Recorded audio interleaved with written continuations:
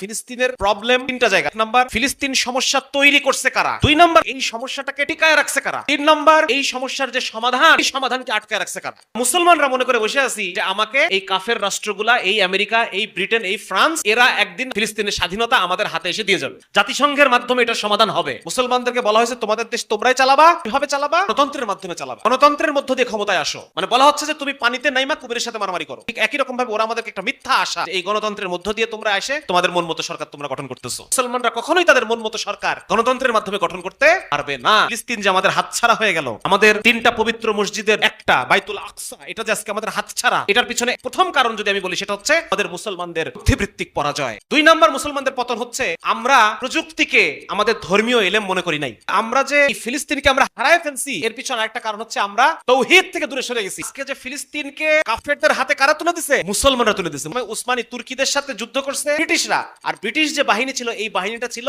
এই ভারতের। ওই সময় ব্রিটিশ বাহিনীতে যারা যুদ্ধ করতেছিল তারা ছিল এই ভারতীয় উপমহাদেশের। মুসলমান সেনা, হিন্দু সেনা, শিখ সেনা, যতবার পর্যন্ত ফিলিস্তিনের জন্য শান্তিরক্ষী বাহিনী পাঠানোর প্ল্যান হয়েছে, ফিলিস্তিনের সমস্যাটা সমাধান করার জন্য যতবার সারা পৃথিবীর দেশগুলো একমত হয়েছে, ততবারই আমেরিকা ভেটো দিছে। এবং আমেরিকা ইসরায়েলকে প্রতি বছর $3 বিলিয়ন সামরিক খাতে সাহায্য করে। এই গণতন্ত্রটা হচ্ছে আমেরিকার সফট পাওয়ার। পৃথিবীতে যে যখনই গণতন্ত্রের মধ্যে ঢুকবে, সে অটোমেটিক্যালি সে আমেরিকার কবজার মধ্যে চলে আসবে। এই গণতন্ত্র হচ্ছে আমেরিকার ইকোসিস্টেম।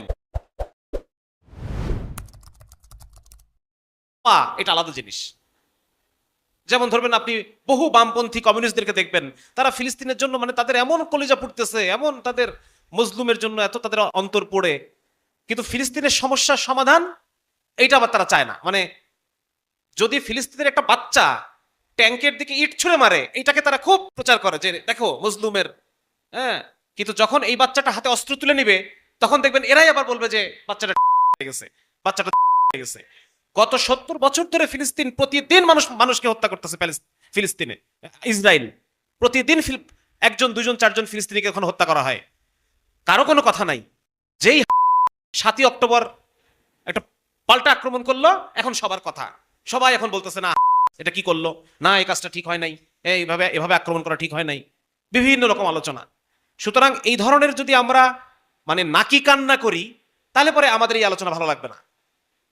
আর আমরা যদি আসলেই চাই যে না, ফিলিস্তিনের প্রবলেম তিনটা জায়গা। দেখেন, আমি বলতেছি, এক নাম্বার, ফিলিস্তিন সমস্যা তৈরি করছে কারা? এক নাম্বার দেখতে হবে আমাদেরকে। দুই নাম্বার, আমাকে বলতে হবে যে এই সমস্যাটাকে টিকায় রাখছে কারা? ফিলিস্তিন সমস্যা তৈরি করছে কারা? দুই নাম্বার, এই সমস্যা টিকায় রাখছে কারা? তিন নাম্বার, এই সমস্যার যে সমাধান, এই সমাধানকে আটকায় রাখছে কারা? এই তিনটা জিনিস আমাদের খুঁজে বের করতে হবে। এবং এই তিনটা জিনিস আমি এই স্লাইডে আপনাদেরকে দেখানোর চেষ্টা করছি।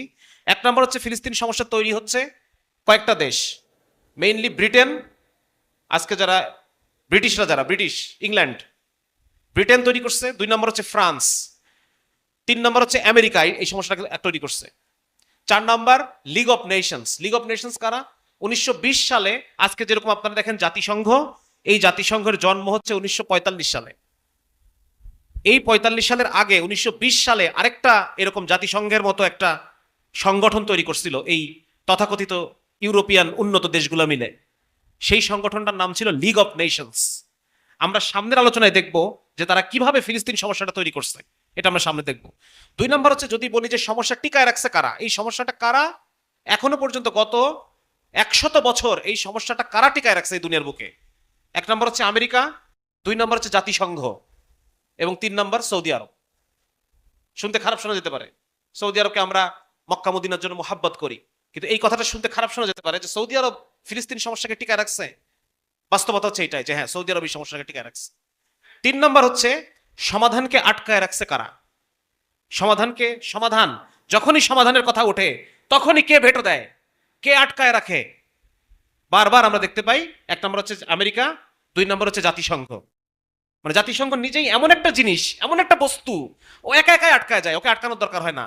ও এমন একটা, ওর একটা সাংগঠনিক কাঠামোটাই এরকম যে সে একা একাই আটকায় যায়, আর আগাইতে পারে না সামনে।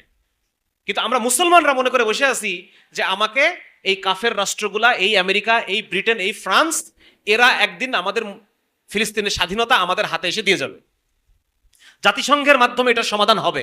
এই যে মুসলমানদেরকে একটা মিথ্যা আশা, একটা ফলস আমাদেরকে বুঝায় বসায় রাখছে। সুতরাং এও সমান দায়ী, যে ফলস আশাটা আমার সামনে দিয়ে রাখছে, ওই ফলস আশাটাও এই ফিলিস্তিন সমস্যার সমাধান না হওয়ার জন্য সমানভাবে দায়ী। 3 নম্বর হচ্ছে আরব দেশগুলোর মধ্যে যে বিভক্তি, সিরিয়ান এবং ইরাকি এদের মধ্যে কোনো পার্থক্য নাই। এদের ভাষা এক, ধর্ম এক, সাংস্কৃতিক ভাবে এরা এক। তাহলে পার্থক্য কি? ওই যে একটা দাগ দিয়ে রাখছে মাঝখানে, খ্রিস্টানরা একটা দাগ দিয়ে রাখছে মাঝখানে, বুঝা গেছে না? সৌদি আরব আর জর্ডান, সিরিয়া এদের মধ্যে পার্থক্য কি? এরা সব ধর্মে মুসলমান, ভাষা আরবি। পার্থক্যটা কোথায়? ওই যে একটা মাঝখানে দাগ দিয়ে রাখছে, এই দাগের সীমানার এপার ওপার। এই তার মানে বোঝা যাচ্ছে যে আরবদের মধ্যে যে একটা জাতীয়তাবাদ, আমি ইরাকি, তুমি সিরিয়ান, তুমি সৌদি, তুমি মিশরি, তুমি তিউনিশিয়ার, এই যে ভাগ, আমাদের ভাষা এক, ধর্ম এক, তার ওদের ভাষা এক, ধর্ম এক, তারপর ওরা ভাগ। এই যে ভাগাভাগিটা, এই ভাগাভাগি হচ্ছে আরেকটা কারণ যার কারণে ফিলিস্তিন সমস্যার সমাধান কোনোদিনও হবে না, এই ভাগাভাগি যতদিন থাকবে। 4 নাম্বার হচ্ছে মুসলমানদেরকে, এটা আমি সামনে আপনাদের সামনে আলোচনা করবো, আপাতত একটু পরিচিত। মুসলমানদেরকে একটা মিথ্যা আশা দিয়ে রাখা হয়েছে। মুসলমানদেরকে বলা হয়েছে তোমাদের দেশ তোমরাই চালাবা। কিভাবে চালাবা? গণতন্ত্রের মাধ্যমে চালাবা, গণতন্ত্রের মধ্য দিয়ে ক্ষমতায় আসো। এই যে গণতন্ত্র জিনিসটা এমন একটা জিনিস, মানে বলা হচ্ছে যে তুমি পানিতে নাইমা কুমিরের সাথে মারামারি করো, আসো।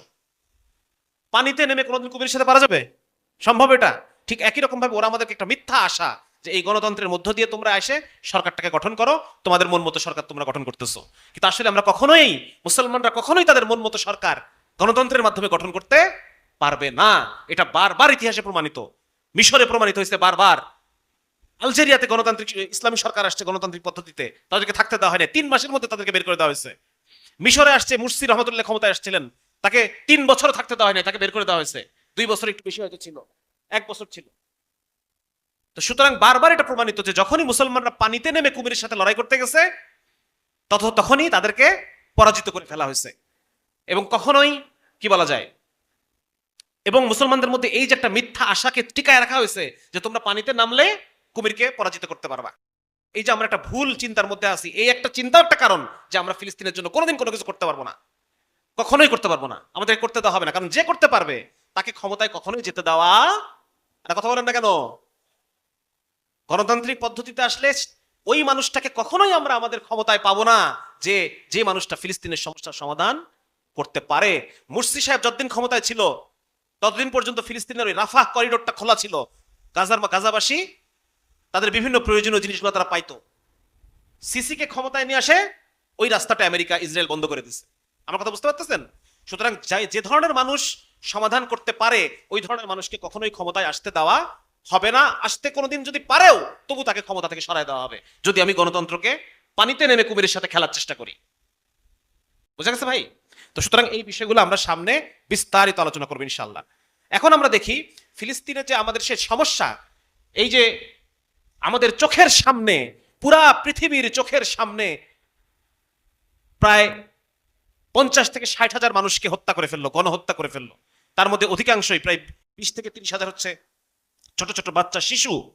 তো এই যে এতগুলো মানুষকে পুরা পৃথিবীর সামনে জঘন্যভাবে আধুনিকতম সমস্ত অস্ত্র দিয়ে গণহত্যা করে ফেলতেছে, কেউ কোনো কিছু বলতেছে না। কেউ তো কোনো কিছু বলবে না। কেউ কিছু বলবে? আমার ঘরে আমার ভাইকে মারতেছে, আমি নিজেই কোনো কথা বলতেছি না, পাশের বাড়ির লোকের কি ঠেকা পড়ছে যে আমাকে আমার কথা বলবে? যে হত্যাকারী তার কি ঠেকা পড়ছে সে আমার পক্ষে কথা বলবে? আমরা আশা করে বসে আছি যে হত্যাকারীরা আমাদের সমস্যার সমাধান করে দিয়ে যাবে। মানে কি আমার চিন্তা করেন, মুসলমানদেরকে তারা কি বানায় রাখছে।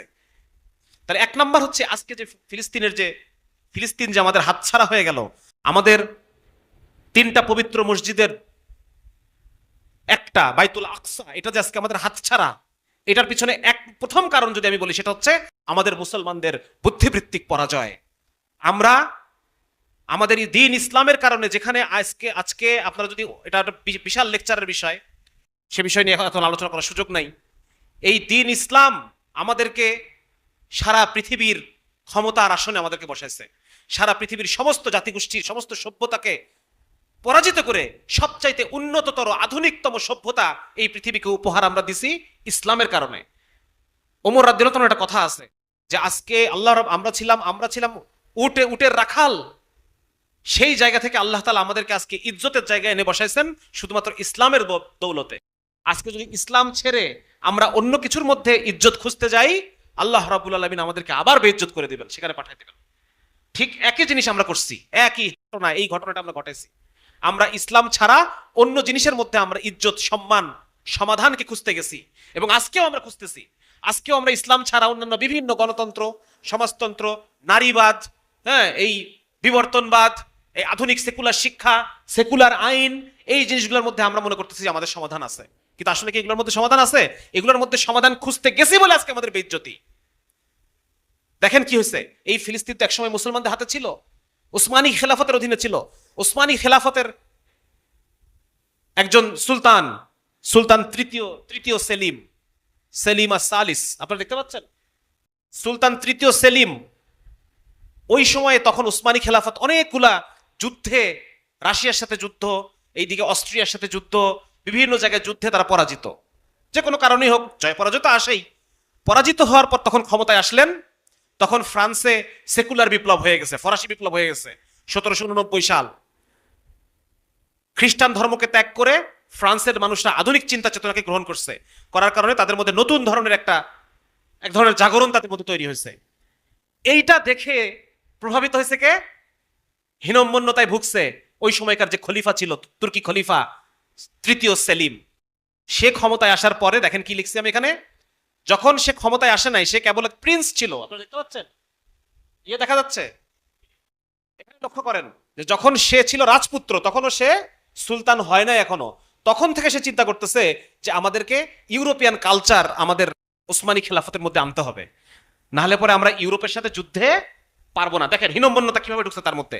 তারপরে সে কি করলো, যখন সে ক্ষমতায় আসলো, তখন সে ফ্রান্সের সৈন্যবাহিনী, ফ্রান্সে তখন বললাম কেবল নতুন ধরনের একটা সরকার তৈরি হয়েছে, তারা উন্নতি করতেছে, এটা দেখে তার মাথাটা খারাপ হয়ে গেল। সে তখন ফ্রান্সের সেনাবাহিনীর অনুকরণে উসমানের যে আর্মি, সে আর্মিকে নতুন ভাবে সে ঢেলে সাজানোর চিন্তা ভাবনা শুরু করলো। এবং সেই জন্য সে কোথা থেকে লোক নিয়ে আসলো? সে ফ্রান্সের অফিসারদেরকে নিয়ে আসলো এদেরকে ট্রেনিং দেওয়ার জন্য। বুঝতে পারছেন কিভাবে ধ্বংস হয়? ফ্রান্সের লোক নিয়ে আসছে নিজেদের আর্মিকে ট্রেনিং দেওয়ার জন্য। আচ্ছা, 2 নম্বর হচ্ছে রাশিয়াতে একজনকে ট্রেনিং প্রাপ্ত এক লোক, তাকেও সে সেনাবাহিনীর সংস্কারের কাজে লাগাই দিছে।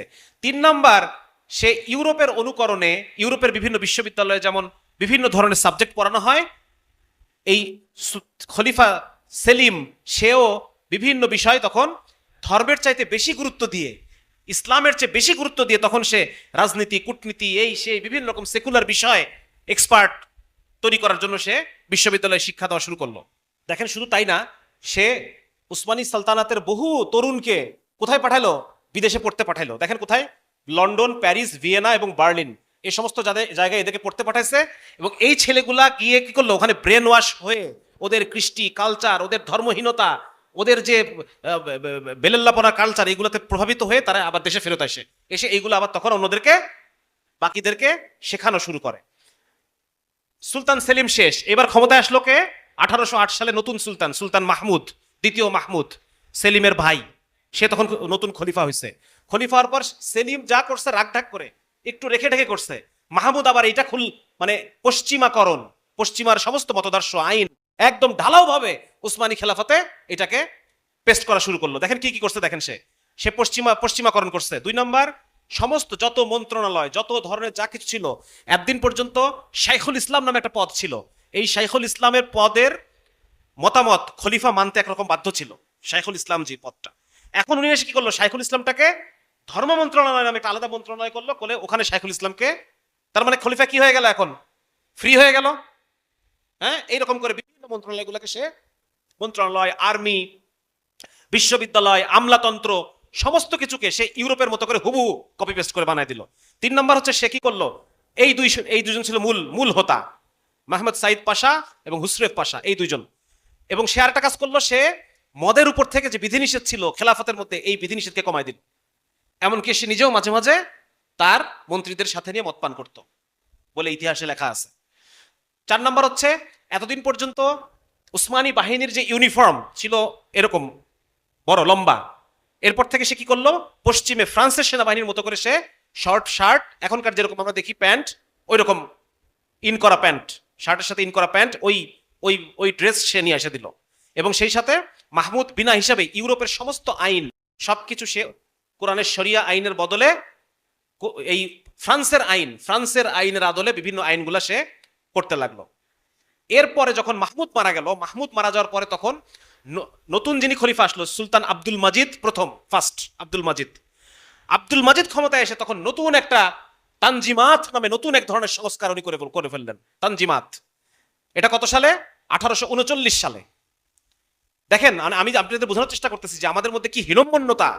আমরা ইসলাম ছাড়া অন্য জায়গায় সমাধান খুঁজতে গেছি বলে আজকে আমাদের এই জিল্লতি, এই অপমান। কি হলো দেখেন, মুস্তফা রশিদ পাশা নামে তখন একজন প্রধানমন্ত্রী ছিল ওই খলিফার। সে ছিল পশ্চিমা শিক্ষায় শিক্ষিত এবং মানসিকভাবে সে আগাগোড়া ইউরোপিয়ান, এবং সে মাহমুদের সময়ে প্যারিস এবং লন্ডনে সে কূটনীতির দায়িত্বে ছিল। ওখান থেকে সে ওই জীবনযাত্রা দেখে এসে ব্রেনটা ওয়াশ হয়ে আসে, সে এখানে আসার পরে সে এই তানজিমাত নামে জিনিসটা সে শুরু করলো। আরো কয়েকজন ছিল, মিদহাত পাশা, এই কয়টার নাম আপনাদেরকে আমি স্লাইডটা দিয়ে দিব, আপনারা এটা পুরোটা স্টাডি করবেন, পুরোটা পড়বেন, ঠিক আছে? আচ্ছা, সে পুরা ওসমানী খেলাফতের সবকিছুকে সে পরিবর্তন করে দিল, ইসলামী শরিয়া আইনকে পুরোপুরিভাবে বন্ধ করে দিল। আপনারা দেখবেন যে পরবর্তী 40 বছর ধরে তুরস্কে 1839 সাল থেকে শুরু করে 1876 সাল পর্যন্ত কত বছর হয়? প্রায় 36 বছর। এই 36 বছর উসমানী খেলাফত, একটা খেলাফত চলতেছে, কোরআনের আইন নাই। চিন্তা করছেন কি পরিমাণ হীনম্মন্য? খেলাফত চলতেছে কিন্তু কোরআনের আইন নাই, ফরাসি আইন। সর্বপ্রথম কি মিল্লাত প্রথা ছিল একটা। মিল্লাত মানে হচ্ছে মুসলমানরা হলো সবচাইতে টপ ক্লাস সিটিজেন, অমুসলমানরা সেকেন্ড ক্লাস, বুঝা গেছে? মিল্লাত এইটাকে তারা বাদ দিয়ে দিল, দিয়ে মুসলমান অমুসলমান সবাই সমান। খেলাফতে কি তাই হবে নাকি? সবাই সমান? এই সব সমান করে দিল। 2 নাম্বার হচ্ছে ধর্মীয় শিক্ষার তুলনায় সেকুলার শিক্ষাকে অধিক গুরুত্ব দেওয়া হলো। ফরাসি আইনকে, এই যে তারা একটা চুক্তি স্বাক্ষর করলো ফ্রান্সের সাথে, এখন থেকে ইউরোপিয়ান যত সিস্টেম, পাবলিক ল এবং সিস্টেম অফ ইউরোপ, এই পুরাটাই ওসমানী খিলাফতে এখন থেকে প্রচলন হবে। ঠিক যেরকম এখন বাংলাদেশ ইন্টারন্যাশনাল যে ক্রিমিনাল ল, এগুলোতে বাংলাদেশ সই করছে, কিন্তু যার কারণে আমরা কোরআনের আইন কিন্তু পাই না। ইন্টারন্যাশনাল যে আইন, ওই আইন বাংলাদেশ মানতে বাধ্য, কারণ ইন্টারন্যাশনালে সই করে আসছে। ওই একই রকম ভাবে ওসমানী খেলাফত ওই সময় ইন্টারন্যাশনালে সই করে আসলো যে আমরা এখন থেকে ইউরোপিয়ান সমস্ত আইন গ্রহণ করব। আর কি কি তারা করলো? মুরতাদের শাস্তিকে তারা বন্ধ করে দিল। তার ফলে কি হলো? নাস্তিকবাদ বাইরে গেল। 2 নাম্বার হচ্ছে জিজিয়া কর। অমুসলমানরা একদিন পর্যন্ত খেলাফতে জিজিয়া কর দিত, এখন থেকে অমুসলমান আর কোনো জিজিয়া দিবে না। 3 নাম্বার হচ্ছে অমুসলমানরা সেনাবাহিনীতে যোগদান করতে পারতো না। কারণ কি? কারণ তারা বিপক্ষ দলের হয়ে কাজ করতে পারে, নাকি শত্রুর হয়ে ক্ষতি করতে পারে। এখন থেকে অমুসলমানদেরকে সেনাবাহিনীতে গ্রহণ করা হবে এখন থেকে, এই 1839 সালের পর থেকে। 4 নাম্বার কি? সমকামিতাকে বৈধতা দান করা হলো। নাউজুবিল্লাহ মিন যালিক। একটা খেলাফতে সমকামিতাকে বৈধতা দান করা হয়েছে সেই সময়।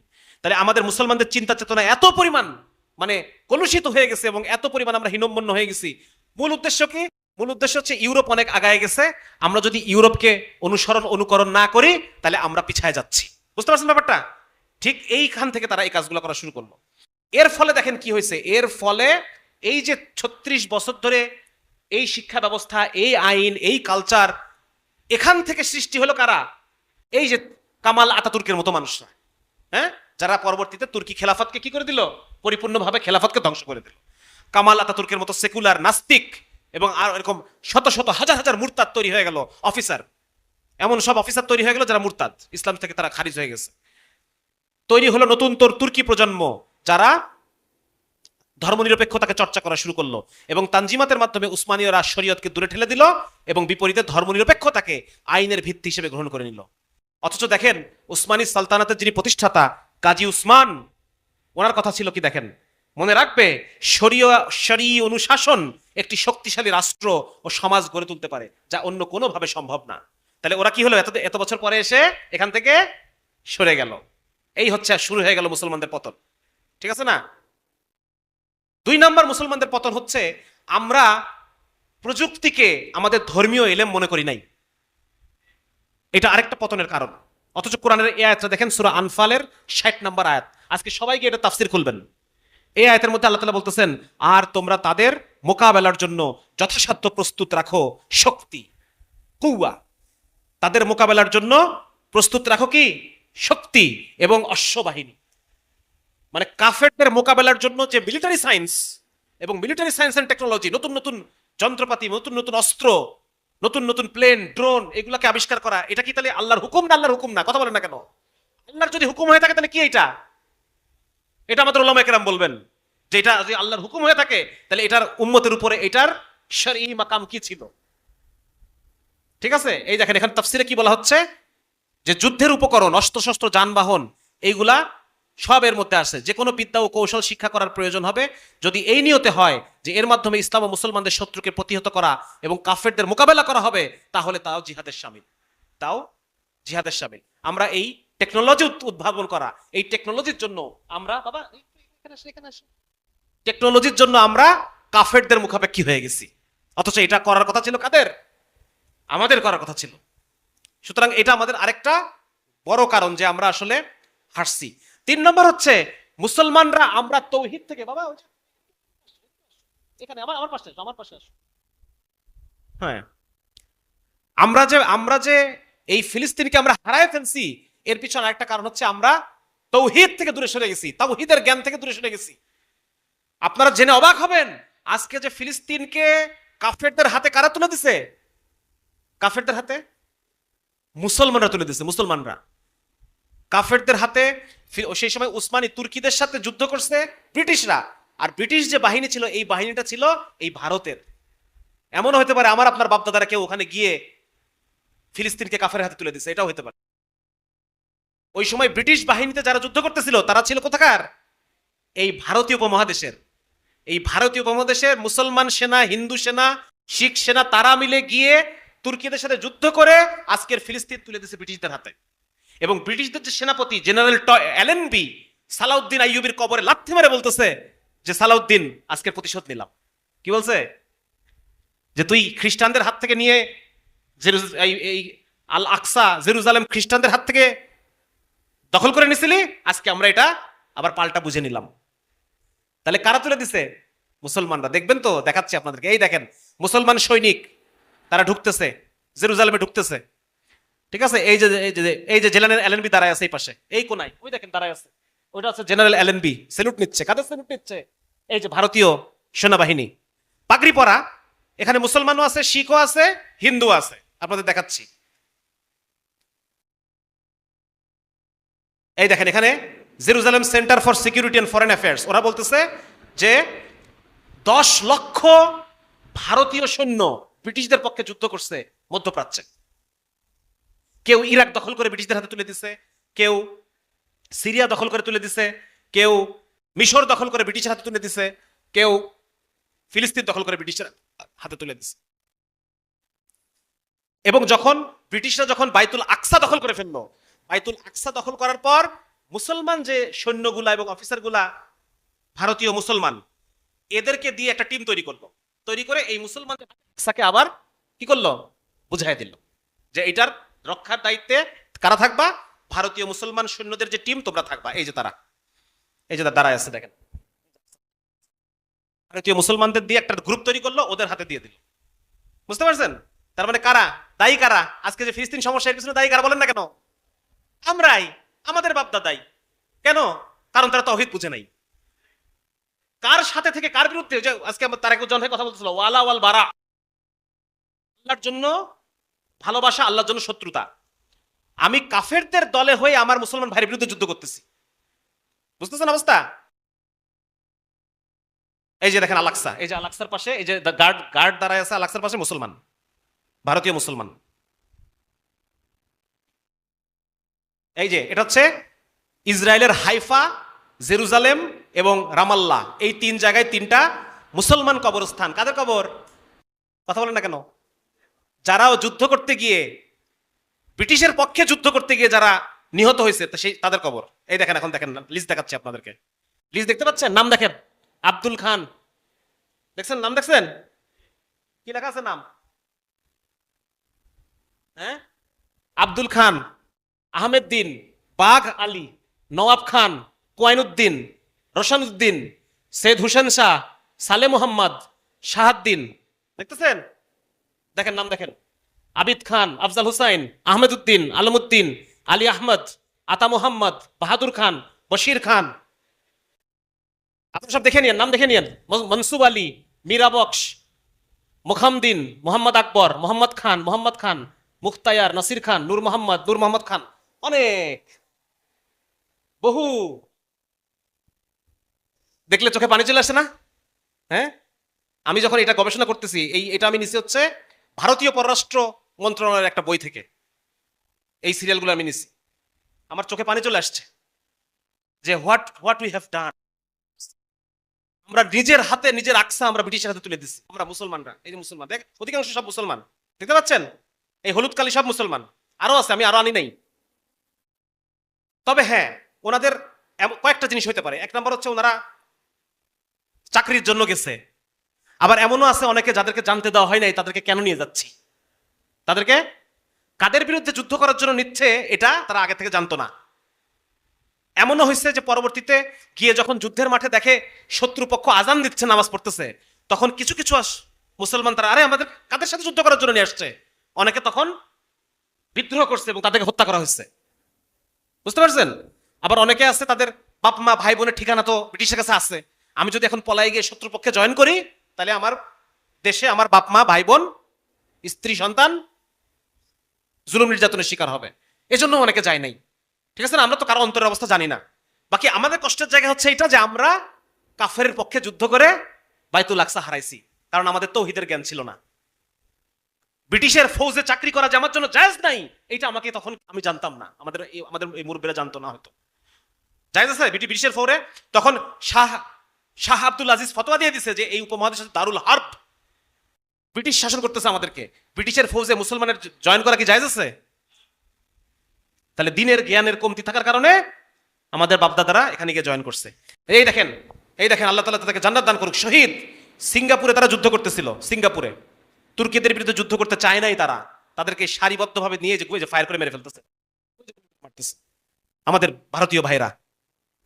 তারা বলছে আমরা যুদ্ধ করবো না, মুসলমান ভাইয়ের বিরুদ্ধে আমরা যুদ্ধ করবো না, তখন ব্রিটিশরা যেভাবে গুলি করে মেরে দিচ্ছে। সুতরাং কষ্টের জায়গা হচ্ছে এটা যে আমরা মুসলমানরা এটা করছি। আবার দেখেন কি লিখছে, দেখেন যখন জেরুজালেম ব্রিটিশরা দখল করলো তখন ইউরোপিয়ানরা কি পরিমাণ খুশি দেখছেন, যে ব্রিটিশরা উদ্ধার করছে জেরুজালেমকে মুসলমানদের হাত থেকে, মুসলিম রুল পেপার, ওদের পেপার। যাই হোক, এসব কষ্টের কথা, এগুলো কষ্টের কথা শুনলে আর ভাল লাগে না। তাহলে 2 নম্বর হচ্ছে আমাদের মুসলমানদের মধ্যে ধর্মীয় জ্ঞানের অভাব, তৌহিদের জ্ঞানের অভাব, এলেমের অভাব। তাহলে আজকে যদি আমরা আবার সমাধান করতে চাই, কি করতে হবে বলেন না? ইলম অর্জন করতে হবে না? কোরআনের জ্ঞান শিখতে হবে না? তাওহীদের ইলম শিখতে হবে না আমাদেরকে? না তো আমরা বুঝবো না তো। সুতরাং এটা আমাদের একটা গুরুত্বপূর্ণ পদক্ষেপ যে আমাদেরকে ইলম শিখতে হবে, আমাদেরকে প্রকৃত অর্থে বুঝতে হবে যে কার বিরুদ্ধে আমি, কে আমার শত্রু কে আমার বন্ধু, এটা আমাকে আগে চিনতে হবে, তাওহীদের অংশ এটা। 4 নম্বর সমস্যা হচ্ছে, কেবলই বলছি আপনাদেরকে, যে আরবদের মধ্যে যে জাতীয়তাবাদ। আমি সিরিয়ান, আমি সৌদি। আমার একটা অভিজ্ঞতা হয়েছে, আমি যখন উমরা করতে গেছি, আল্লাহ তাআলা নিছেন, নেওয়ার পর দেখি যে একটা ছোট্ট বাচ্চা, সৌদির বাচ্চা, খুব দুষ্টমি করতেছে মসজিদে নববীর মধ্যে মনে হয় সম্ভবত। তো ওকে আরেক দেশের একজন মুসলমান আরেক আরব, সেও আরব, কোলে নিয়ে কাছে নিয়ে কি যেন বললো একটা, হ্যাঁ, যে কি যেন একটা কথা বললো। তা জিজ্ঞেস করতেছে যে তুমি কে? তো ও বলতেছে আমি সৌদি। ছেলেটা, বাচ্চাটা, ছোট বাচ্চাটা বলতেছে আমি সৌদি। তখন ইনি বলতেছে না তুমি সৌদি না, তুমি মুসলমান। তখন বাচ্চাটা বলতেছে না তুমি মুসলমান, আমি সৌদি। হাসির ব্যাপার না এটা? তাহলে পারিবারিক শিক্ষাটা এরকম, তার মানে কি পারিবারিক শিক্ষাটা এরকম।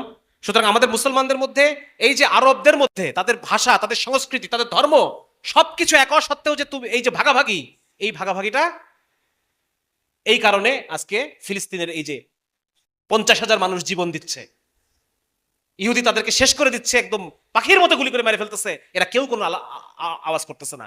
এই হচ্ছে সেই ঘটনা। সেটা হচ্ছে কি দেখেন, আপনাদের একটু উল্লেখ করি, অল্প একটু উল্লেখ করি। এই যে জায়গাগুলা দেখতেছেন বিভিন্ন কালারের, এই যখন প্রথম বিশ্বযুদ্ধ হয়, প্রথম বিশ্বযুদ্ধে ব্রিটিশের বিরুদ্ধে যুদ্ধ করে তুর্কি। ভাই এগুলো তো ইউরোপের যুদ্ধ, তোর তো এখানে ঢোকার দরকার ছিল না, তুই এখানে ঢুকলি কেন? 1 নম্বর পয়েন্ট। এই যে কেবলই আমি আলোচনা করতেছিলাম যে যারা ওই দেশ থেকে পড়াশোনা করে আসছে, পড়াশোনা করে আসার পরে এরা খেলাফতকে ঠেলে ঠেলে ঠেলে ঠেলে এই যুদ্ধের মধ্যে ঢুকাইছে। বুঝতে পারছেন আমার কথা? খলিফা যুদ্ধ করতে চায় নাই, যে ওই ব্রিটিশে ইউরোপের যুদ্ধের মধ্যে আমি কেন ঢুকবো, আমার তো ঢোকার দরকার নাই। কিন্তু এই যে যারা সেকুলার মন মানসিকতার যে সমস্ত আর্মি অফিসার, এরা তখন এদেরকে গুতায় গুতায় এই খলিফাকে বাধ্য করছে যুদ্ধের মধ্যে যাওয়ার জন্য। যুদ্ধের মধ্যে যাওয়ার ফলে যেটা হলো, হারলো, হেরে যাওয়ার পরে এই এলাকাগুলো ডিস্ট্রিবিউশন হয়ে গেল। দেখেন নীল এলাকাগুলো দখল করলো ফ্রান্স, লাল এলাকাগুলো দখল করলো ব্রিটিশ, আর সবুজ এলাকাগুলো দখল করলো ইটালি, ভাগাভাগি করে নিল। ভাগাভাগি করে নেওয়ার পরে পরে তুরস্কের সাথে চুক্তি হওয়ার পরে তখন তো এই জায়গা সবুজ জায়গাগুলো ছেড়ে দিল, কিন্তু এই জায়গাগুলো আর ছাড়লো না। এই জায়গাগুলো তখন নিজেদের মধ্যেই থাকলো। বুঝতে পারছেন? সিরিয়া এবং ইরাক টিরাক এইগুলা সব জর্ডান, এবং তখন ব্রিটিশ যখন চলে গেল যাওয়ার সময় ওই জায়গাগুলো ভাগ করে দিয়ে গেল, দাগ দিয়ে ভাগ করে দিয়ে গেল। এই হলো সেই ঘটনা। এবং আরেকটা গুরুত্বপূর্ণ জিনিস, আরবদের মধ্যে যেহেতু তুর্কিরা খেলাফত ছিল, খেলাফত চালাচ্ছিল, আরবদের মধ্যে তুরস্ক ওরা একটা কাজ করে, এক নম্বর একটা কাজ করে হচ্ছে এই যে উসমানিজম, একটা কথা আছে দেখেন, উসমানিজম 1856 সাল। এই 1856 সালে তখন ওই কিছু দুষ্টু, এরা তো আসলে বাইরে থেকে পড়াশোনা করে আসছে, তো এদের মাথায় তো আসলে দিন ধর্ম নাই, খালি শয়তানি বুদ্ধি। এরা যে কাজটা করলো, এরা বলল যে এখন থেকে তুরস্কে যত হিন্দু, খ্রিস্টান, মুসলমান, আরব, মিশরি, পার্সি, আর্মেনিয়ান যারা আছে সবাই আমরা কি, আমরা সবাই উসমানী। বুঝতে পারছেন? সবাইকে সমান মর্যাদা দিল। বলে না যে আমরা সবাই বাঙালি, বাংলার হিন্দু, বাংলার মুসলমান, আমরা সবাই বাঙালি, ওই রকম আমরা সবাই উসমানী। এখন এটা কি আরবরা মেনে নিবে? হ্যাঁ, আরবরা বলে আমরা তো আরব, আমরা কেন উসমানী মানবো? তখন এই যে আরব জাতীয়তাবাদ, আমরা আরব, এটা শুরু হয়ে গেল। এবং এই আরব জাতীয়তাবাদ শুরু হয়েছে কার হাতে? খ্রিস্টানদের হাতে। এই দেখেন, লেবানিজ খ্রিস্টান ফিলোসফার, সিরিয়ান খ্রিস্টান ফিলোসফার, এমনকি আরবদের মধ্যে যে সমাজতন্ত্র চালু হয়, আপনারা নাম জানবেন, বাথ পার্টি। হ্যাঁ, বাথ পার্টি, ওই সাদ্দামের বাথ পার্টি, ওই বাথ পার্টি তৈরি করছে একজন আরব খ্রিস্টান। এই খ্রিস্টানদের পিছনে লাইন দিল কারা? আমাদের মুসলমান ভাইরা, আরব মুসলমানরা, ইয়াং আরব সোসাইটি। এটা গঠন করা হলো প্যারিসে। দেখেন সব চক্রান্তগুলো কোথায় হচ্ছে বলেন না কেন? ইউরোপে, প্যারিসে কিন্তু সব চক্রান্তগুলো হচ্ছে। ঠিক আছে, এই প্যারিসে গিয়ে এই চক্রান্তটা হলো, ইয়াং আরব সোসাইটি তৈরি হয়ে গেল। এবং তখন যখন প্রথম বিশ্বযুদ্ধের পরে ব্রিটিশরা প্রথম বিশ্বযুদ্ধে তিনজনকে তিনটা ওয়াদা করলো, তিনজনকে তিনটা ওয়াদা করছে। তারা মক্কার যে গভর্নর ছিল, মক্কার যে গভর্নর ছিল ওসমানীদের গভর্নর শরীফ হুসাইন, তাকে একটা ওয়াদা করছে। ফরাসিদেরকে আরেকটা ওয়াদা করছে, ফ্রেঞ্চ, ওদেরকে আরেকটা ওয়াদা করছে। আর এই ইসরায়েলের যারা ইহুদি ছিল তখন 9%। কয় পার্সেন্ট? এখন বাংলাদেশে যেমন হিন্দুরা 9%, ওই সময় ফিলিস্তিনে ইহুদিরা ছিল 9%। এই ইহুদিদের সাথে আরেকটা চুক্তি করলো, তিনজনের সাথে তিনটা চুক্তি করছে। বুঝতে পারছেন? মুসলমানদের সাথে, আরবদের সাথে একটা চুক্তি করছে যে হে আরবরা, তোমরা আমাদেরকে সাহায্য করো তুর্কিদের বিপক্ষে, আমরা তোমাদেরকে স্বাধীন রাষ্ট্র দিব, তোমাদেরকে এ দেবো, ও দেবো, তা দেবো, বিভিন্ন রকম ওয়াদা। ইহুদিদের সাথে চুক্তি করছে যে তোমরা যদি আমাদেরকে সাপোর্ট দাও, ইহুদিদের তো অনেক টাকা, প্রচুর টাকা ইহুদিদের। আপনার নাম শুনবেন, রকফেলার সোসাইটি, নাম শুনছেন না? রথচাইল্ড, তারা তখন সমস্ত ইউরোপের ব্যাংক সবকিছু নিয়ন্ত্রণ করে তারা। হ্যাঁ, এরা তখন বলতেছে তোমরা আমাদেরকে ঋণ দাও, আমরা অস্ত্র কিনবো, যুদ্ধ করব, এর বদলে কি চাও? এর বদলে চাইয়ে তোমরা আমাকে ইসরায়েল রাষ্ট্র প্রতিষ্ঠা করে দিবা। ব্রিটিশ বলছে ঠিক আছে। আর ফরাসিদের সাথে সাইকোস-পিকোস চুক্তি নামে একটা, সাইকস-পিকো চুক্তি, তারা ওই এলাকাগুলো নিজেদের মধ্যে ভাগ বটরা করে নেবে কিভাবে, এটা হলো। কিন্তু শেষ পর্যন্ত তিনজনের কারোর সাথেই তারা চুক্তি রক্ষা করতে পারে নাই। বুঝতে পারছেন? তিনজনের সাথে যে তিনটা চুক্তি করছে, তিনটা চুক্তির কোনো চুক্তি তারা পরিপূর্ণভাবে রক্ষা করতে পারে নাই। এবং তখন এই যে আরবদের দেখেন কি করলো, আরবদেরকে ব্রিটিশরা তখন আরবদেরকে নিজস্ব গোয়েন্দা দিয়ে পাঠায় ব্রিটিশদের মধ্যে জাতীয়তাবাদ এমন ভাবে উস্কায় দিল তাদের মধ্যে, যে তারা তুর্কিদের বিরুদ্ধে বিদ্রোহ করলো। তার মধ্যে একজন হচ্ছে এই যে লরেন্স অফ আরাবিয়া, বিখ্যাত লরেন্স অফ আরাবিয়া, তার নাম খ্রিস্টান, তার নাম লরেন্স। এই লরেন্স হচ্ছে ব্রিটিশ গোয়েন্দা। এই ব্রিটিশ গোয়েন্দা আরবদের মধ্যে থেকে আরবদের মধ্যে বিদ্রোহ তৈরি করে দিল, যে ওসমানীদের যেন তারা পরাজিত করতে পারে। এই হলো ঘটনা। দেখেন, মুসলমানদের বিরুদ্ধে লেলাই দিচ্ছে। এবং তখন আরবদের জন্য তারা মিশরে যেই ব্রিটিশ সৈন্যরা রয়েছে, ওই ব্রিটিশ সৈনিকরা আরবদের যারা বিদ্রোহ করবে তাদের জন্য একটা পতাকা তৈরি করে দেয়, একটা, সেই পতাকা, এই দেখেন, এই পতাকা। এখন দেখেন সমস্ত আরব দেশগুলোর পতাকা একই কালারের, দেখছেন? হ্যাঁ, এই ইরাকের পতাকা, আরব আমিরাতের পতাকা, জর্ডানের পতাকা, ফিলিস্তিনের পতাকা, মিশরের পতাকা, সুদানের পতাকা, সিরিয়া, ইয়েমেন, কুয়েত, সবার পতাকায় একই পতাকা, আরব বিদ্রোহের পতাকা। তাহলে এই পতাকাগুলো, এই যে ভাগাভাগি, এটা কাদের তৈরি বলেন না কেন? এটা কাদের তৈরি? এটা কাফেরা তৈরি করে দিয়ে গেছে আমাদেরকে। হ্যাঁ, তা তুমি এটা টিকায় রাখছো কিসের জন্য? কাফেরা তৈরি করে দিয়ে গেছে, তোমার ধর্ম এক, ভাষা এক, সব এক, তুমি এই কাফেরদের পতাকা নিয়ে বসে আছো আর টিকায় রাখছো, আর বলতেছো যে আমরা ফিলিস্তিনের স্বাধীনতা চাই। তুমি তো টিকায় রাখছো ফিলিস্তিন সমস্যা। আমার কথা বুঝতে পারতেছেন আপনারা? এগুলো সব এদের ষড়যন্ত্র। এবং এই যে তিনটা পরস্পর বিরোধী চুক্তি, হ্যাঁ, তিনটা পরস্পর বিরোধী চুক্তি তারা করলো, যেটার কোনোটাই তারা রক্ষা করে নাই। এই সব কিছু ভাগাভাগি হয়ে গেল। 4 নম্বর সমস্যা কি? 4 নম্বর সমস্যা হচ্ছে, 4 নম্বর প্রবলেম হচ্ছে জাতিসংঘ। মুসলমানরা আমরা জাতিসংঘের কাছে সমাধান চাই, এটা আমাদের সমস্যা। কারণ এই জাতিসংঘ এটা নন ফাংশনাল, কোনো কাজ করে না, এটা কাজ করতে পারে না। জাতিসংঘের আগের যে ভার্সন ছিল, আমি বললাম লিগ অফ নেশনস, তাই না? জাতিসংঘের আগের যে ভার্সন, এই লিগ অফ নেশনস এর উপর দায়িত্ব ছিল আরবের যে ভূখণ্ড, এইটাকে 3 ভাগে ভাগ করে 3জনকে বুঝাই দেওয়া। তাহলে সমস্যা শুরুর পিছনে জাতিসংঘের হাত আছে? হ্যাঁ, তা যে সমস্যা শুরু করছে সে কি আমার সমাধান করে দেবে? আপনি বুঝতে পারছেন ব্যাপারটা কি বলতেছে আমি? সমস্যা শুরুই করছিস তুই তো আসামি, এই জাতিসংঘ তো আসামি। আমি তোমার কাছে কিসের বিচার চাই? এই আমেরিকা তো আসামি। তো এই যে বিষয়টা, এই যে আমাদের ভুল, দেখেন এই হচ্ছে আমাদের ভুল।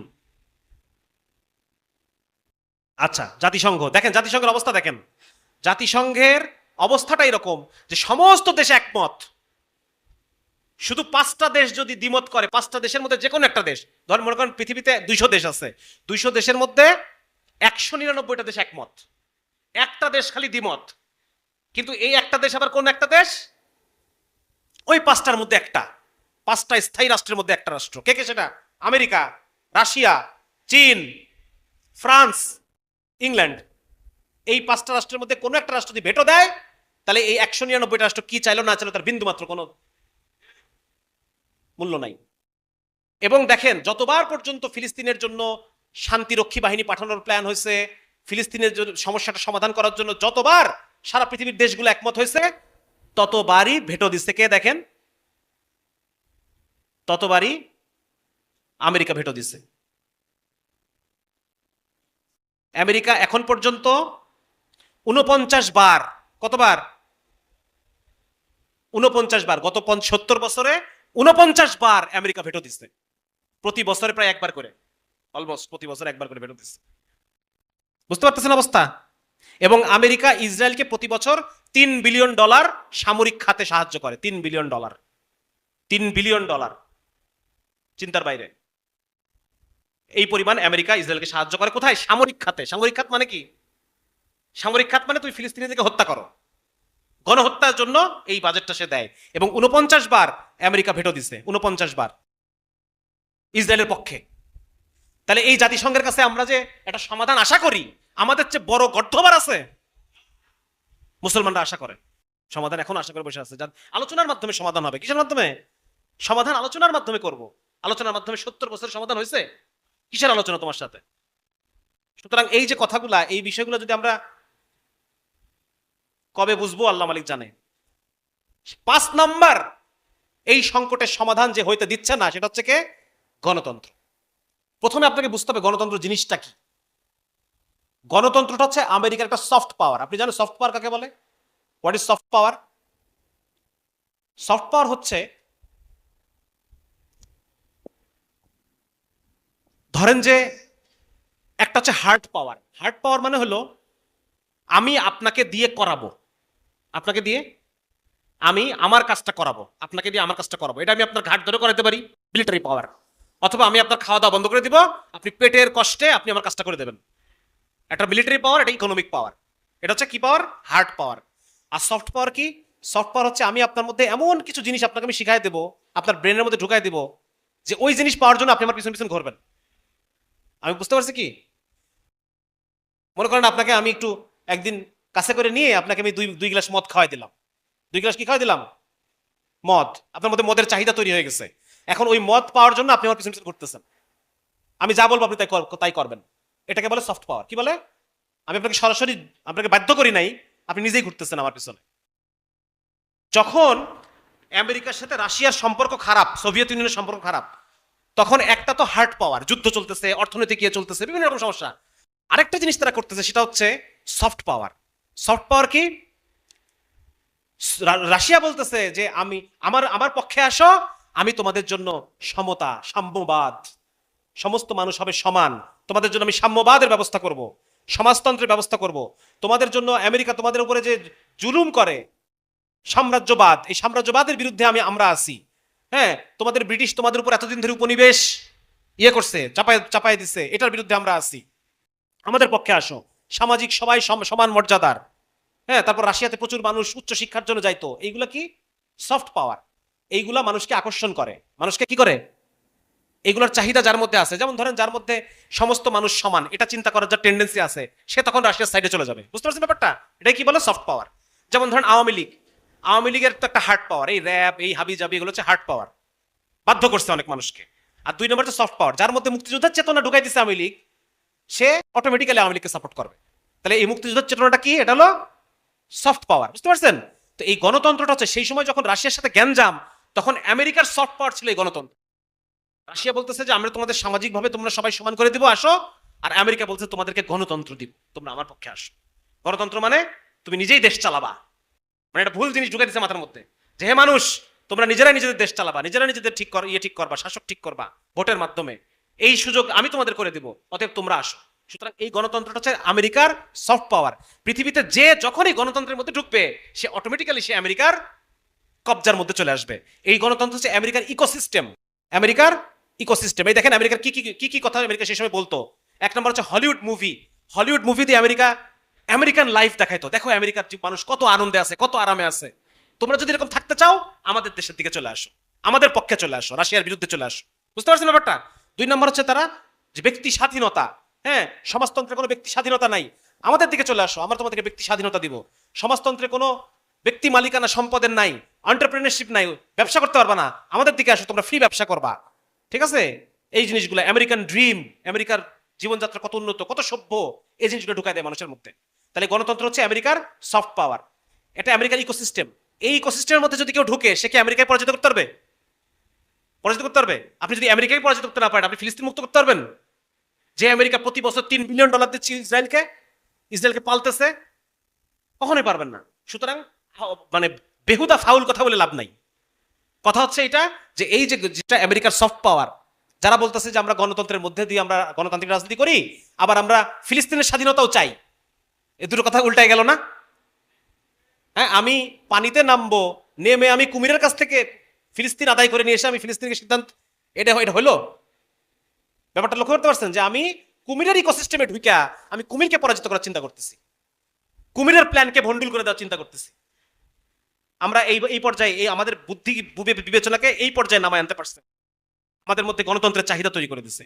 যেখানে আমেরিকা স্থায়ী মিত্র পাইছে, সেখানে রাজতন্ত্র থাক, স্বৈরতন্ত্র থাক, সব ঠিক আছে, সৌদি আরব।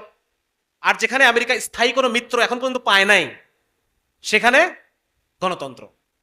কারণ কি? যাতে কিছু যদি এক দল আমার আমার অর্ডার না মানে, ওটাকে চেঞ্জ করে পরের টার্মে আমার অনুগত লোককে আমি নিয়ে আসতে পারবো। বুঝতে পারছেন? এই হচ্ছে খেলাটা। এই খেলার কারণে গণতন্ত্র হচ্ছে মুসলমানদেরকে পোষ মানায় রাখার কৌশল, যাতে করে মুসলমান এই ফরম্যাটের বাইরে না যায়। কারণ এই ফরম্যাটের বাইরে গেলে মুসলমান নিজেদের জন্য ওই শাসককে তৈরি করবে, যেই শাসক আমেরিকার বিরুদ্ধে দাঁড়াবে, যেই শাসক ফিলিস্তিনের পক্ষে দাঁড়াবে, মুরসির মতো ওই রকম শাসক তৈরি হয়ে যাবে তখন।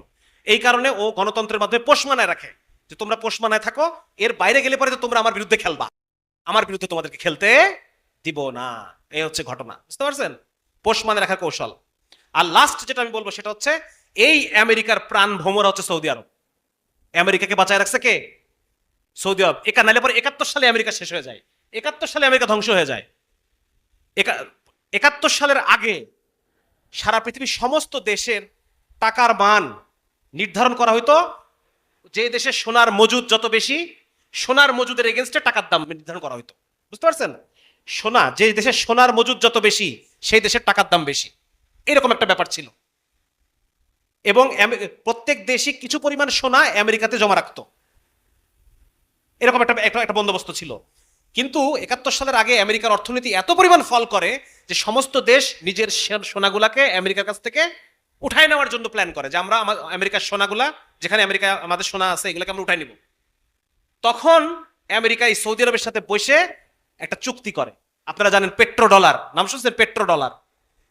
সৌদি আরব ঘোষণা করে দেয় যে এখন থেকে আমরা তেল শুধুমাত্র ডলার ছাড়া অন্য কোনো মুদ্রায় বিক্রি করব না। সুতরাং যদি তোমরা কেউ তেল কিনতে চাও, তোমাদের কাছে ডলার থাকতে হবে। কি থাকতে হবে? তোমাদের কাছে ডলার থাকতেই হবে, ডলার ছাড়া তোমরা তেল কিনতে পারবা না। অতএব যদি তোমরা তেল কিনতে চাও, নিজের অর্থনীতিকে গতিশীল করতে চাও, তাহলে ডলার তোমার লাগবে। এইটাকে, এই সৌদি আরবের এই কথাটা কাজে লাগায় তখন আমেরিকা বলল, কেউ সোনা পাবা না, তোমরা ডলার, যার এখন এতদিন পর্যন্ত সোনার মজুদের উপরে তোমাদের টাকার দাম নির্ভর করত, এখন থেকে নির্ভর করবে কার কাছে কত ডলার আছে, যার কাছে যত ডলার, তো সেই ডলারের ভিত্তিতে এখন থেকে টাকার দাম নির্ধারণ হবে। তাহলে সোনার সাথে আগে মিল করা ছিল, এখন মিল করে দিল সাথে, ডলারের সাথে। তাহলে সমস্ত দেশকে এখন ডলার সংগ্রহ করতে হবে। ডলার সংগ্রহ না করলে পরে আমাদের কোনো দাম নাই। বুঝতে পারছেন ব্যাপারটা? আর ডলার যদি সংগ্রহ করতে, আমরা কার মুখাপেক্ষী? মুখাপেক্ষী কার? আমেরিকার মুখাপেক্ষী। যদি সৌদি আরব ওই সময় এই প্ল্যানটা না করতো, তাহলে আমেরিকা ওখানে শেষ হয়ে যায়। আমার কথা বুঝতে পারতেছেন? তাহলে আজকে যে আমেরিকা এত শক্তিশালী হয়ে গেল, এবং এখনো সৌদি আরব চাইলে পারে, কিন্তু করবে না। সৌদি আরব এটা করবে না, কারণ ওদের নিজের রাজতন্ত্র, নিজের ক্ষমতা টিকে রাখতে হবে। এই জন্য আমেরিকার সৈন্য আইনা রেখে দিচ্ছে নিজের সৌদি আরবের ভূখণ্ডে। রাসূল সাল্লাল্লাহু আলাইহি ওয়াসাল্লাম বলছে, জাজিরাতুল আরবে কিয়ামত পর্যন্ত কোনো কাফের মুশরিক যেন না ঢোকে। আর ওরা খ্রিস্টান সৈন্য নিয়ে এসে জাজিরাতুল আরবের মধ্যে ঢুকে রাখছে। তো এই হচ্ছে অবস্থা। এই কয়টা হচ্ছে আমাদের শত্রু ভাই। আপনাদের সামনে যে আমি আলোচনা করলাম, আমি আপনাদেরকে দেখানোর চেষ্টা করলাম যে আসলে কারা কারা এই সমস্যার সৃষ্টি করছে এবং কাদের জন্য এই সমস্যার সমাধান এখনো হচ্ছে না, কিয়ামত পর্যন্ত হবে না, যদি না আমরা এই সমস্যাগুলো সমাধান করতে পারি। এজন্য আমাদের এখন কি করণীয় বলেন তো? 1 নাম্বার আমাদের করণীয় হচ্ছে আমাদেরকে নিজেদেরকে দিন শিখতে হবে, মানুষকে দিন শেখাইতে হবে। কোন দিন? ওই দিন না যেই দিন শুধুমাত্র আসমানের উপরের কথা, জমিনের নিচের কথা বলে, ওই দিন না। কোন দিন? যে দিন শুধু আসমানের উপরে আর জমিনের নিচের কথা বলে, এই দিন তো ধরা সাপ। এই দিন কি? ওই যে বলে না, কি যেন, বাবুরাম সাপুরে কোথা যাস বাপুরে, দুটি সাপ রেখে যা। কোন সাপ? যেই সাপ করে না কো ফোসফাস, মারে না কো ঢুসঢাস। যদি আপনি বলেন যে ইসলাম শুধু আসমানের উপর আর জমিনের নিচে যা আছে এ বলবে, আর কিছু বলবে না, এই ঢোরা সাপ দিয়ে আল্লাহ তাআলা দুনিয়া পাঠান নাই। এই ঢোরা সাপ আল্লাহ দুনিয়ায় পাঠান নাই। এই ইসলামকে আল্লাহ রাব্বুল আলামিন পাঠাইছেন প্রত্যেক মুসলিমকে উদ্ধার করার জন্য। এই ইসলামকে আল্লাহ তাআলা পাঠাইছেন দুনিয়ার সংকীর্ণতা থেকে আখিরাতের প্রশস্ততার দিকে, দিন ইসলামের প্রশস্ততার দিকে নিয়ে যাওয়ার জন্য। আল্লাহ রাব্বুল আলামিন এই দিনকে পাঠাইছেন সমস্ত বাতিল খোদার, বাতিল মতাদর্শ, বাতিল তন্ত্রমন্ত্রের উপাসনা থেকে বের করে নিয়ে এসে একমাত্র ইসলামের ইনসাফের মতাদর্শের দিকে আল্লাহ তাআলা আনার জন্য মানুষকে এই দিন ইসলামকে আল্লাহ তাআলা পাঠাইছেন। এই দিন ইসলাম শুধু নিরামিষ না, ধরাসাপ পাঠান নাই আল্লাহ রাব্বুল আলামিন। এজন্য ভাই আমাদের সর্বপ্রথম আমাদেরকে দিনের দাওয়াত দিতে হবে। কোন দাওয়াত? রাসূলুল্লাহ সাল্লাল্লাহু আলাইহি সাল্লাম সাহাবীদের মধ্যে দাওয়াত দিচ্ছেন, হে সাহাবীরা,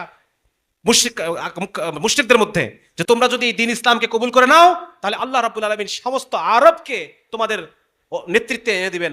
সমস্ত আজম অনারব রাষ্ট্রগুলোকে আল্লাহ তাআলা তোমাদের অধীন করে দিবেন। দুনিয়ার ফায়দা কি? ইসলাম যদি প্রতিষ্ঠা হয়, ইসলামী রাষ্ট্র হলে তুমি কি পাইবা? ইসলামী অর্থনীতি হলে তুমি কি পাবা? ইসলামী সমাজ কি হলে তুমি কি পাবা? ইসলামী বিচার ব্যবস্থা কায়েম হলে তুমি কি পাবা? এই সমস্ত দাওয়াত আমাদের মানুষের মধ্যে দিতে হবে। আমার কথা বুঝে আসছে ভাই? ইসলাম কায়েম হলে পরে দুনিয়ার বুকে, আসমানের নিচে, জমিনের উপরে কি সুখ আর কি শান্তি আর সমস্ত সমস্যার কি সমাধান তৈরি হবে, এই জিনিসের দাওয়াত আমাদের মানুষের মধ্যে দিতে হবে। দিয়ে সমস্ত মানুষকে ইসলামী শরিয়ার ক্ষুধা তৈরি করতে হবে। কি তৈরি করতে হবে ভাই? যখন মানুষের মধ্যে ইসলামের শরিয়ার ক্ষুধা তৈরি হবে, তখন মানুষ গণতন্ত্রকে অস্বীকার করবে। মানুষ যখন বুঝে যাবে এই গণতন্ত্র হচ্ছে আমেরিকা কুমির আর গণতন্ত্র হচ্ছে নদী, এই নদীর মধ্যে নামে আমি কখনোই আমেরিকার সাথে ফাইট করতে পারবো না, কখনোই আমি ইসলাম কায়েম করতে পারবো না। ইসলামী বিচার, ইসলামী সমাজ, ইসলামী পরিবার, ইসলামী রাষ্ট্র কখনোই আমি গণতন্ত্রের মধ্যে কায়েম করতে পারবো না। এটা যখন একজন মানুষ বুঝে যাবে, তখন তার মধ্যে শরিয়ার ক্ষুধা তৈরি হবে, এবং তখন সে ঝাঁপায় পড়বে, সে তখন মেহনত করবে, কষ্ট করবে, সে তখন পরিশ্রম করবে, মুজাহাদা করবে, জিহাদ করবে, এবং এর মাধ্যমে আমরা তখন ওই শাসকগুলাকে দেশে দেশে আনতে পারবো, যে শাসকগুলার দ্বারা বাইতুল আকসা বিজয় হওয়া সম্ভব। এই ধরনের শাসক গণতন্ত্রের মধ্য দিয়ে আসা সম্ভব কখনোই না। এজন্য ভাই আমাদের সমস্ত মানুষকে আমরা নিজে সচেতন হব, পড়াশোনা করব, একই সাথে আমরা প্রত্যেকটা মানুষকে সচেতন করব, প্রতিটা যুবককে আমরা সচেতন করব। যে সমস্ত ভাইরা ভুলের মধ্যে আছে তাদেরকে আমরা ভুল ধরাই দিব, সচেতন করব।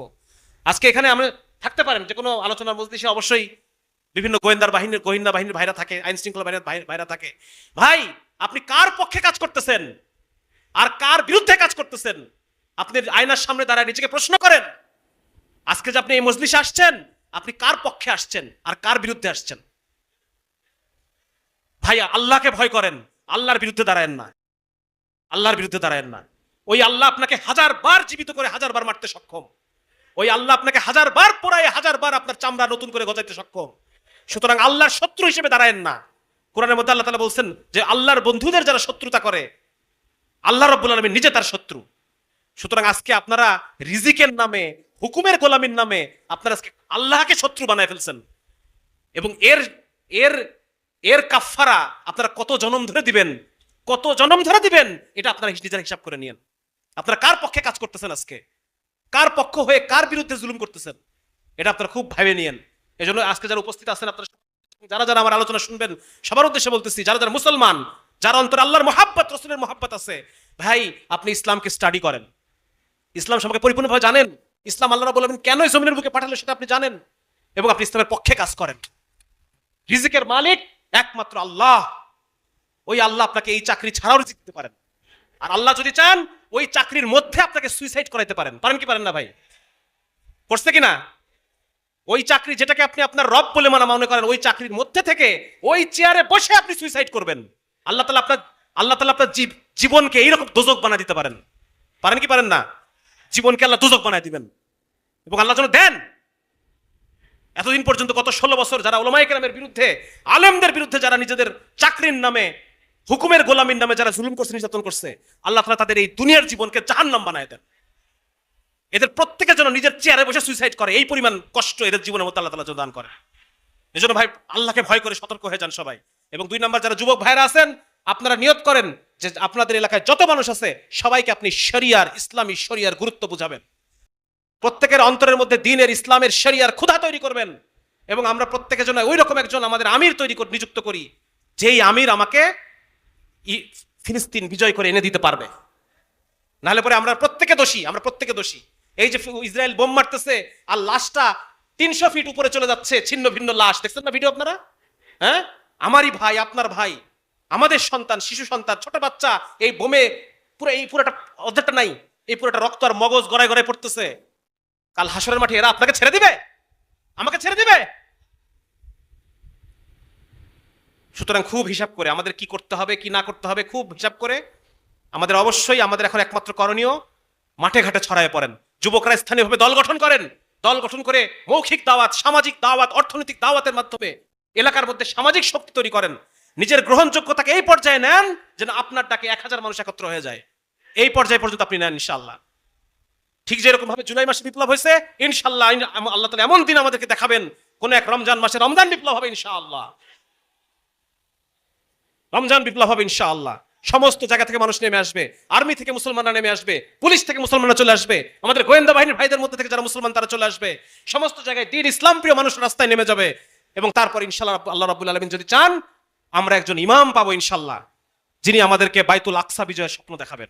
ঠিক কিনা ভাই? এভাবে দেশে দেশে ইনশাআল্লাহ আল্লাহ রাব্বুল আলামিন দেশে দেশে ইসলামী ইমারাকে তৈরি করে দেন ইনশাআল্লাহ। এবং আমাদের সবাই তওবা করি ভাই, জীবনে বুঝি নাই, জানি নাই, অনেক ভুল করে ফেলছি। আজকে যখন জানলাম, বুঝলাম, আল্লাহ আমি তওবা করছি, মালিক আপনি আমাকে মাফ করে দেন।